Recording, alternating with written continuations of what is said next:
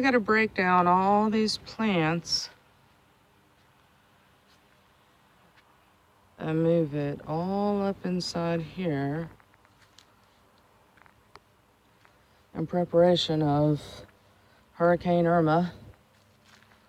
And hopefully this beautiful grapefruit and orange tree will survive. These are the best oranges, y'all, ever in the face of the earth. I swear they are. Grapefruit's not too bad either if you like it. So, yep, getting ready to move it all right here, smack dab in the middle of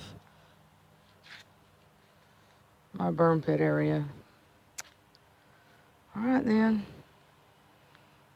Goodbye to the plants for now. They're going in the citrus grove.